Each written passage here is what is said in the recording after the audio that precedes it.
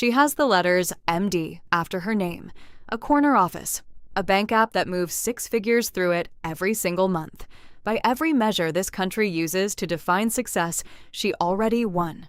Tonight at 11:47 p.m., she is sitting on her kitchen floor. Not the marble island from the photos. The floor. Doing math on a napkin, trying to find $5,000 she does not have for a roof that just started leaking over her daughter's bedroom. There is no $5,000. There is a lease payment, a mortgage the size of a small country's GDP, a private school invoice due Friday, a life that looks built on rock and is actually built on a current that never stops moving. This is not a story about a woman who failed. This is a story about a trap that wears a white coat, that drives a German luxury car, that smiles in the Christmas card, while quietly emptying an account no one is allowed to look inside. Somewhere between her first paycheck and tonight, she made 100 decisions that each felt small. Each felt earned. Each felt fine. Together, they built a cage with no bars, no lock, and no visible walls. Stay with me, because by the end of this video, you will never look at a six-figure salary the same way again. And you might just recognize someone you love, standing exactly where she is standing right now. Her name is Dr. Elena Ward, and I promise you, by the end of this video, her story is going to make you rethink everything you believe about what it actually means to be rich in America. Before we go further, if this channel is where you come to actually understand your money instead of just guessing at it, do me a favor and hit subscribe. I release videos like this every single week, and I don't want you to miss the ones that could genuinely change your financial trajectory. I want to make this personal, so drop a comment below and tell me, what country and what city are you watching from right now? I read every single one, and it genuinely makes my day seeing how far this community stretches. If this video resonates with you even a little, hit that like button. It tells me, and everyone else scrolling past, that this is worth their next 10 minutes. Dr. Ward isn't unusual. She isn't a cautionary tale you can dismiss as, "That would never be me." A widely cited 2025 Goldman Sachs analysis found that more than 4 in 10 Americans earning between $300,000 and $500,000 a year describe themselves as living paycheck to paycheck. Push past 500,000 and the number barely moves. So today, we're pulling back the curtain on what financial experts now call the high-income poverty trap. How it works, why it targets smart, hardworking, highly educated people specifically, and most importantly, how you spot it before it closes around you. Let's get into it. Here's the belief almost everyone carries, quietly without ever questioning it, that a bigger paycheck is the finish line. That somewhere out there is a salary number, 60,000, 100,000, 300,000, where the anxiety simply switches off. The research says otherwise. Separate studies from major workplace benefits firms found that nearly half of six-figure earners feel the exact same financial squeeze as households earning a fraction of their income.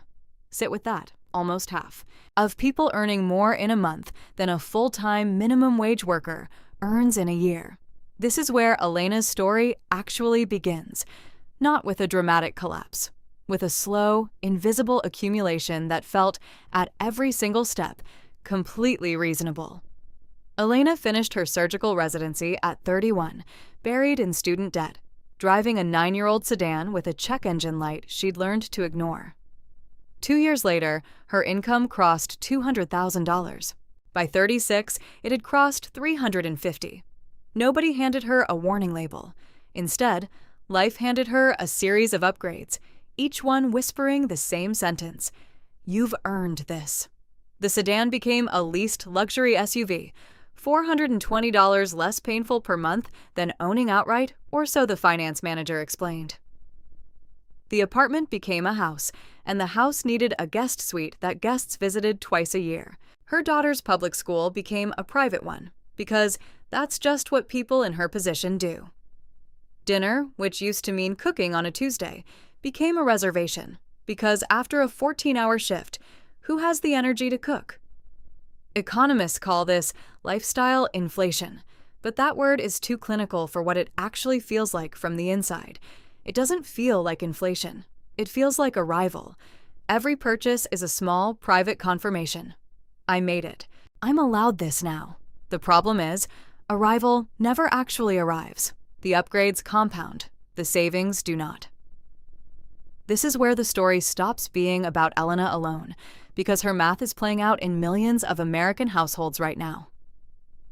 Bank of America, using a strict definition of paycheck-to-paycheck living, spending more than 95% of income on necessities, found that roughly 1 in 5 households earning over $150,000 a year qualifies. Nearly a quarter of all American households meet that same definition today. Then there's the debt. High-income households earning over $100,000 carried an average credit card balance north of $12,000 in 2025. And here's the detail that should stop you. The top 20% of earners in this country hold more than a third of all credit card debt nationwide. Total U.S. credit card debt crossed $1.2 trillion in the final quarter of 2025, the highest figure ever recorded. More than a third of six-figure cardholders carry a balance from month to month. And more than 6 in 10 Americans with credit card debt have now carried it for over a year. This isn't a temporary dip anymore. For a lot of people, it's the permanent condition. Elena's card wasn't funding survival. It was funding maintenance, flights, a kitchen renovation, the gap between what her paycheck covered and what her calendar demanded. That's the cruel twist of high-income debt. It doesn't look like poverty, so nobody, including the person carrying it, treats it like an emergency. Here's something that sounds impossible until you sit with it. A family earning $80,000 and a family earning $300,000 can feel equally trapped, just with more expensive furniture. The lower-income family might spend $2,000 a month on housing. The higher-income family might spend $8,000. Different numbers, nearly identical percentage of take-home pay, nearly identical sensation of having zero room to breathe. Except the higher income version comes with commitments that are psychologically much harder to walk back. Pulling a child out of private school doesn't just save money. It feels like a confession. Selling the second car feels like admitting the plan didn't work. Downsizing the house feels, to the outside world, like failure, even when it's actually wisdom. A 2025 survey from Clarify Capital found that a huge share of six-figure earners are quietly cutting back, nearly half delaying dream vacations, roughly a third stalling home renovations, over a quarter postponing a new car. They know something is wrong. Most of them just haven't touched the thing that's actually causing it. Now, here's the twist that changes everything. And it's the part of the story I most want you to remember. The people who actually build lasting wealth in America rarely look like Elena at all. Research popularized by the Millionaire Next Door, echoed by newer studies from firms like Ramsey Solutions and Empower, paints a picture that contradicts almost everything pop culture tells us about what rich looks like. The vast majority of American millionaires live in perfectly ordinary neighborhoods. Most drive cars you'd never look twice at. Even Warren Buffett, one of the wealthiest human beings alive, still lives in the same modest house he bought back in 1958.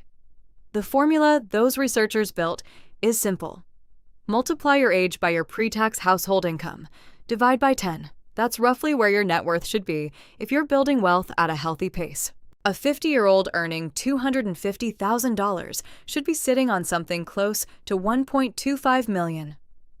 Elena, at 38, earning $380,000 a year, had a net worth of roughly $90,000. She wasn't behind because she didn't earn enough. She was behind because almost none of what she earned ever got the chance to become anything.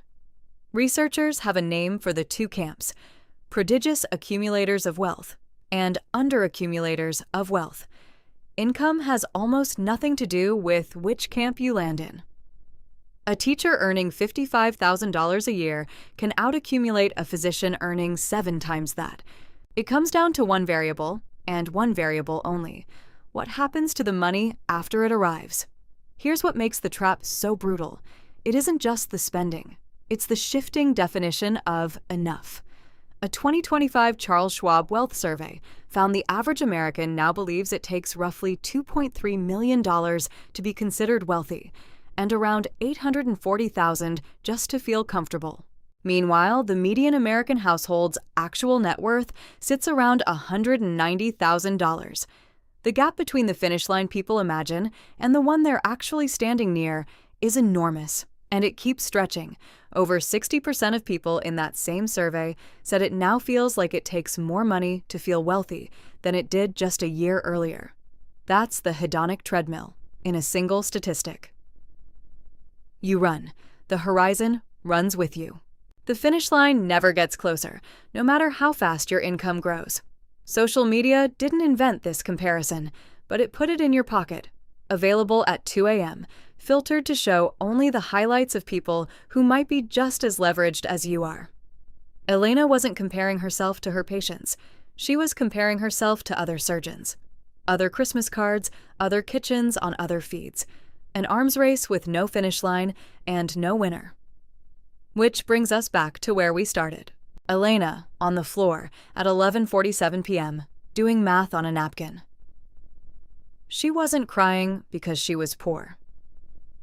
She was crying because for 7 years, every purchase and every upgrade had whispered the same lie, that she was successful, and successful people don't sit on kitchen floors doing napkin math for $5,000. That night became the turning point. Not because her income changed, because her question did. She stopped asking, "Can I afford this?" Because on paper, at her income, the answer to almost anything was technically yes. She started asking a much harder question. What is all of this actually for? The exit from the high-income poverty trap isn't complicated math. It's an uncomfortable inventory. Elena didn't need to earn more. She could have redirected $100,000 a year toward savings and still lived an objectively comfortable life. The obstacle was never capacity. It was default behavior. The principle that actually works at any income level is simple to say and hard to live. Pay yourself first, automatically, before the money has a chance to become a lifestyle. Someone earning $400,000 who automates $120,000 into investments every year will build real wealth, almost regardless of what happens to the rest. They'll still live well. Just slightly less large than a neighbor earning the same income who saves nothing at all. After 20 years, the gap between those two people isn't a difference of degree. It's a difference of entire generations. Run the numbers yourself. At a 30% savings rate on $300,000 a year, compounded over 2 decades, you're looking at somewhere around $4 million. At a 5% savings rate, the number a lot of high earners are quietly living at, that same 20 years produces something closer to $650,000. Same income, same timeline. A gap of over $3 million, created entirely by one decision, repeated or ignored every single month. Here's the sentence I want you to walk away with today. A high income doesn't buy you security. It only buys you a more expensive way to feel unsafe, unless you decide, on purpose, what you're going to keep. Elena didn't become wealthy by earning more.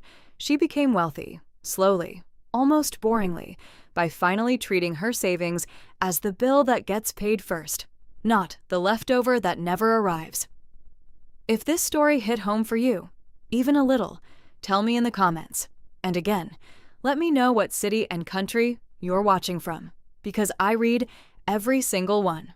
Hit subscribe if you want more of these breakdowns every week, and hit like if you think someone in your life needs to hear this today. Because the truth is simple, even if it isn't easy. More money was never the answer. What you do with it always was.